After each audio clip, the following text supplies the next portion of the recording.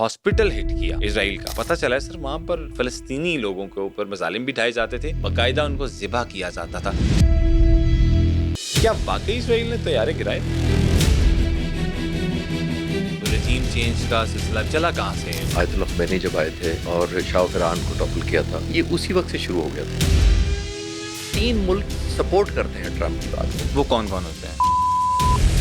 Trump साहब ने अभी लेटेस्ट बयान दिया कि इजराइल के पास न्यूक्लियर नहीं है और ये नॉकआउट नहीं कर सकता ईरान को।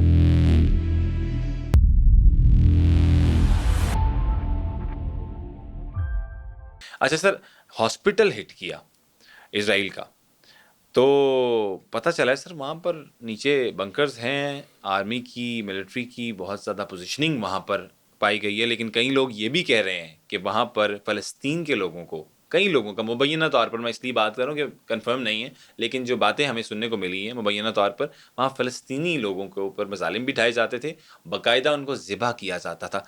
इसमें क्या सर आपके पास कोई इन्फॉर्मेशन है?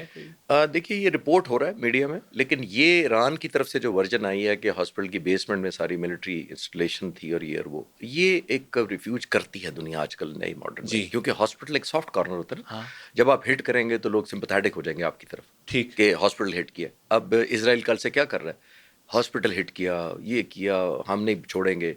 अब जो फर्स्ट वर्ल्ड है वो आराम से बाय कर लेती है कि oh not the hospitals, shouldn't have been the hospital. ठीक। ये इजी होता है आपके ओपिनियन लेने के लिए, परसेप्शन अपने हक में कन्वर्ट करने भाई के जी लिए। हमारे उधर हॉस्पिटल में पेशेंट्स को मार दिया, this is the story, sympathy की। लेकिन गाजा वाले में काफी सारे अस्पताल नहीं मारे गए। बिल्कुल ठीक कह रहे हैं। उसका नहीं सोचा जाता, उस पर फर्स्ट वर्ल्ड नहीं जागती, उसमें भी दवाइयां शॉर्ट रही हैं, उसमें भी मरीज फर्शों पर लेट रहे थे, डॉक्टर भी फर्शों पर सोते रहे। ठीक कह रहे हैं। हमें भी कंपैरिजन करना चाहिए। सर ये जंग में हमने ये भी देखा एक अहम चीज़ कि शुरू में कैजुअलिटीज़ कम थी और आहिस्ता आहिस्ता पहले फिर 40 हुई, फिर 100 हुई और फिर लास्ट अब 280 हुई। ये आहिस्ता आहिस्ता क्यों बढ़ती चली जा रही हैं कैजुअलिटीज़?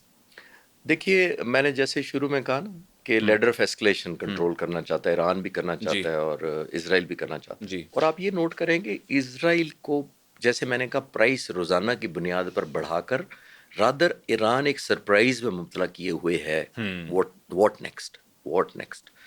और मुझे ये लग रहा है कि स्ट्रैटेजी वाइज इन्होंने अपने relatively less damaging, less accurate, less effective missile पहले फायर किए हैं। अच्छा, इन्होंने क्या किया होगा?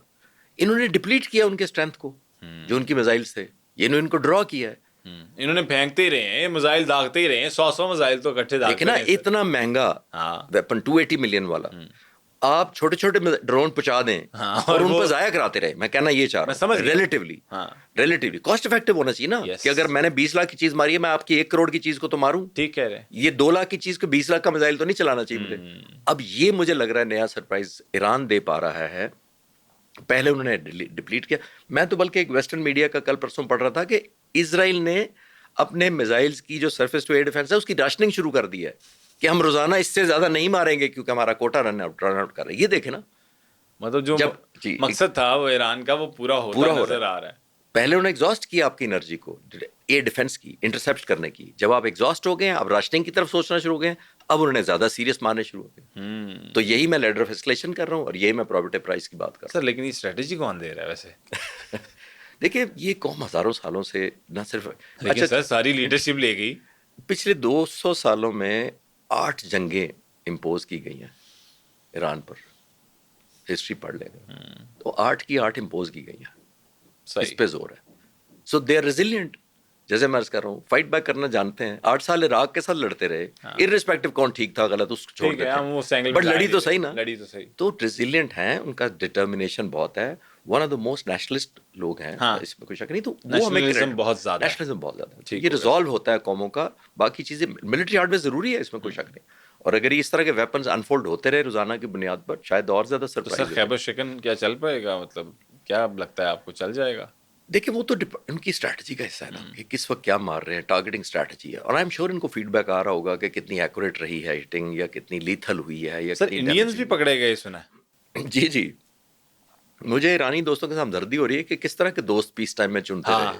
मतलब वो बात, ये पीछे भी मैंने एक पॉडकास्ट किया हबीब तारिक साहब के साथ, तो वो भी यही कह रहे थे कि अब ईरान को शायद ये पता चल गया हो कि मेरा दोस्त कौन है और दुश्मन कौन है, कि इनके साथ इतनी दोस्तियां निभाई और एंड पे क्या निकला कि वो माशाल्लाह वही सपोर्ट कर रहे थे? कल मैंने पढ़ा है, 2-3 सोर्सेज से मुझे आया था, मैं वेरीफाई तो नहीं अभी कर सका, टाइम नहीं मिला मुझे, बल्कि आज सुबह भी एक कोई मैसेज था उर्दू अंग्रेज़ी में, वो यही था कि ईरान ने इंटरसेप्ट किया है, बहुत सारे हाइड्रोट्स पकड़े हैं जिसमें से 121 इंडियन थे, 20 इजरायली थे, और वो फिर रिपोर्ट किया, पाकिस्तान से भी शेयर किया, बिकॉज उसके अंदर उनके पास सारे प्लान BLA के भी थे ना, तो वो जॉइंट वेंचर चल रहा है ना। अच्छा आपके जी। कलभूषण के ज़माने से हमें पता तो है कि ये एक जॉइंट वेंचर है जो डीस्टेबलाइज उधर भी कर रहे हैं और BLA के थ्रू पाकिस्तान में भी कर रहे हैं, और वो हमें भी इन्फॉर्मेशन आई है, मैंने सुना है, मैं कंफर्म नहीं कर सकता, कि हमने भी ऑपरेशन किया अपने एंड पे, फोकस्ड किस्म का किया है after those informations. Oh nice. और हमने भी कुछ लोगों को पकड़ा? पकड़ा, जी जी, वो चल रहा है इस वक्त। मैं ऑफिशियली नहीं कंफर्म कर सकता, बट ठीक है, आई जस्ट रेड इट, मेरे को सही, किसी ने मैसेज किया था। ठीक हो गया सर। खालिद साहब मुझे ये भी बताइएगा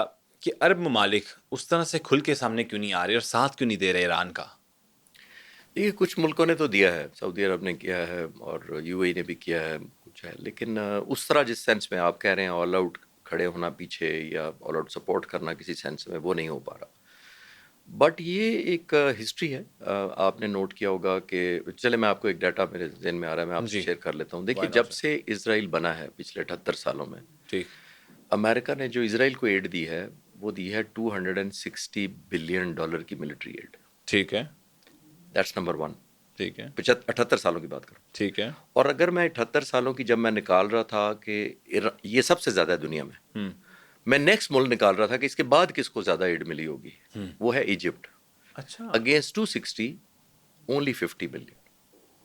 ओह। यानी आप लीड देखें इसराइल कितनी है। फिर मैंने कैलकुलेट किया कि पूरी दुनिया के जो अमेरिका ने आज तक एड दिया पिछले 78 सालों में, वो इकट्ठा करूं तो इसराइल के मुकाबले में कैसी है। तो इसराइल की 260 बिलियन पूरी दुनिया की एड से पिछले 78 सालों से ज़्यादा है। ओह नाइस, ठीक है, वेरी नाइस। चले एक और छोटी सी इन्फॉर्मेशन ताकि आपका जवाब हो जाए फोकस जी, के। आपने कहा मदद क्यों नहीं कर रहे। हाँ, इसराइल ने पिछले 15 सालों में अपनी मिलिट्री, अब मैं इसराइल की बात कर रहा जी, हूँ, मिलिट्री एक्सपोर्ट ट्रिपल किया है। 5 बिलियन से वो ऑलमोस्ट 14-14.5 बिलियन ले गए हैं 2024 में, which is around 15 billion US dollar. सही हो गया। ठीक है, इसमें से 40% उसका ग्राहक इंडिया है। Not surprised of course. ठीक है, होगा। 25% पे शायद आप सरप्राइज होंगे कि उसमें से 40% हिंदुस्तान ग्राहक है, और 25% कस्टमर कौन है? कौन है सर? अरब मुल्क। अच्छा, जो उसी से सामान ले रहे हैं।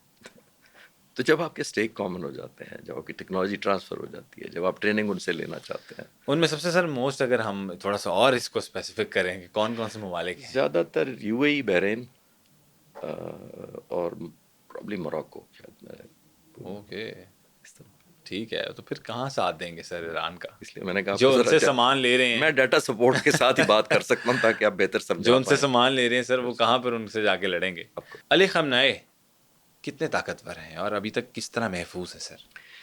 देखिए, ये तो स्ट्रेटेजिक ऑप्शन होती है ना, क्योंकि मैंने जैसे कहा कि वॉर की जब आप प्राइस इन्फ्लेक्ट करते हैं तो आपको हिट बैक लेने की भी तैयारी करनी चाहिए, जी, जो इंडिया ने नहीं की थी हमारे जी, खिलाफ। मैं घड़ी घड़ी उधर जाता हूँ ताकि ठीक मैं है, आपको रेफर कर सकूँ, क्योंकि सही, हमारे पे गुजरी है अभी। जी, जी, जब आप प्राइस इम्पोज करते हैं तो आपको हिट बैक की भी तो लेनी चाहिए ना, कि आपको मैं मुक्का मारूंगा तो आपकी जेब में तो पिस्टल है, फिर आप क्या करेंगे? तो हमें कैलकुलेट करना पड़ता है कि व्हेन आई हिट यू, आप मुक्का ही मारेंगे, मुझे गालियां देंगे, क्या करेंगे मेरे साथ ठीक आप कह रहे हैं, जवाबन? ठीक तो कह रहे हैं। हिट बैक की ऑप्शन जहन में रखनी चाहिए। ये बड़ा खतरनाक फैसला होगा ऑब्वियसली अगर इजराइली अमेरिका करते हैं आयतुल्ला को न्यूट्रलाइज करने का, बिकॉज वो एक इमोशनल अटैचमेंट है, इज अ सिंबल, इसमें कोई यस, शक नहीं कि वो रिप्लेस हो और जाएंगे। रिलीजियस फैक्टर है एक बहुत रिलीजियस बड़ा। फैक्टर है बहुत बड़ा। तो पर्सनालिटी, ये उनका emotional stability point of view से या रिजॉल्व के पॉइंट ऑफ व्यू से तो ठीक है कि ठीक, आज एक तो आए तो लाए, दूसरे आ जाएंगे कल, एक ठीक है। आर्मी चीफ आ जाए कल आ जाएंगे। बट खुदा ना खासा मैं कायदे आजम की बात कर रहा हूँ, अगर मुझे कोई कहे कि कायदे आजम को न्यूट्रलाइज करेंगे, दूसरा कायदे आजम आ जाएगा। नहीं आ सकता। तो this is the that main is the factor. Answer. सही हो गया सर।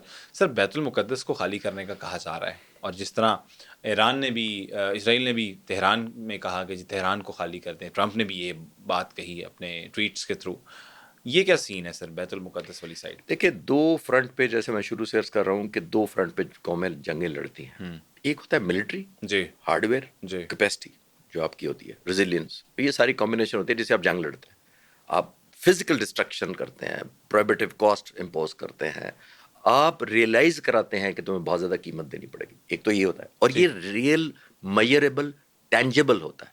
इतने मिसाइल, इतने जहाज, इतना एयरफोर्स, इतने बॉम्बर्स, ये होता है। एक एलिमेंट होता है, असल में इंसान लड़ रहा होता है स्टेट ऑफ माइंड की वजह से। सही। जब आपके स्टेट ऑफ माइंड को या आपकी विल को मैं हिट कर दूं तो फिर ये वेपन खड़े के खड़े रह जाते हैं। साइऑप्स कहते हैं इसको, साइकोलॉजिकल ऑपरेशंस। ये अब थर्ड जनरेशन, फोर्थ जनरेशन के बाद जो फिफ्थ जनरेशन आ गई है, we build perception, we create perception, okay. And we make your mind up for this और दैट। ठीक। जितना मैं आपका जहन बना पाऊंगा कि ये तुम्हारे लिए जंग लड़ना फजूल है, तुम जीत सकते ही नहीं हो, तो वो तुम ऑब्वियसली कमजोर पड़ते चले उतना ही आप जाओगे। गिव अप करते जाते हैं। ठीक तो है। ये जो होता है ना, तेहरान खाली कर दें, वो खाली कर दें, बैतुल मुकद्दस खाली कर दें, ये साइऑप्स कैटेगरी में मैं इसको गिनता हूँ। ठीक। करें या ना करें कितना होता है, लेकिन आपको एलिमेंट ऑफ इनसिक्योरिटी पैदा हो जाता है। ओके। देखिए इजरायली क्या कौम, खुद ही सोचने में लग जाओ कि भाई नहीं, हम नहीं कर पाएंगे। ईरान के सारे डिसएडवांटेजेस हैं, ईरान के सारे डिसएडवांटेजेस हैं। ईरान के पास एडवांटेज भी तो कोई होगा। ईरान के पास एडवांटेज ये अब्दुल्लाही साहब कि ईरान के ने जो हिट करना है ना इजराइल का इलाका, वो उससे 70 गुना छोटा है। ओके। इट इज 1:70 रेशो, ठीक है। रकबे के लिहाज से। ठीक है। जो आपके व्यूअर्स पाकिस्तान को ज्यादा समझते हैं, केपीके का चौथा हिस्सा है ओके। इजराइल का रकबा। ये आप लोगों के लिए जरा देखिएगा जरा किस तरह से वो रिलेटेबिलिटी क्रिएट कर रहे हैं खालिद साहब, कि आपको अंडरस्टैंडिंग बेहतर तरीके से हो सके कि ये मामला चल क्या रहा है। और ईरान इसराइल के ऊपर बाकायदा डीप डाइव कन्वर्सेशन इससे पहले मुझे नहीं लगता किसी पॉडकास्ट में हुई होगी। जी सर।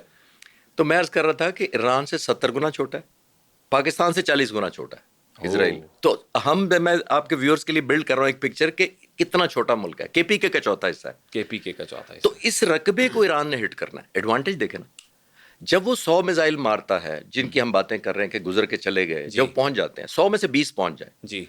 90 लाख की आबादी है ईरान की, 9 करोड़ की है आबादी, 10 गुना ज्यादा है ईरान, बिल्कुल ठीक। जगह 70 गुना ज्यादा है। जी। ईरान का आसान हो जाता है निस्बतन, क्योंकि 25-20 मिसाइल इस केपीके के चौथे से, खुदा ना खास्ता मैं सिर्फ विजुलाइजेशन, अगर गिरते हैं तो पूरी की पूरी 90 लाख को ऑलमोस्ट इफेक्ट होते जो हैं, पूरी उनकी इनसिक्योरिटी हो जाती है।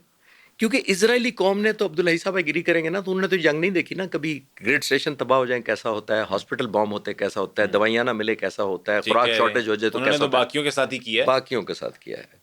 बंकर्स में गुजारना 5-5 दिन कैसा होता है, उनको तो नहीं पता। नहीं पता। उनको पहली दफा पता लग रहा है।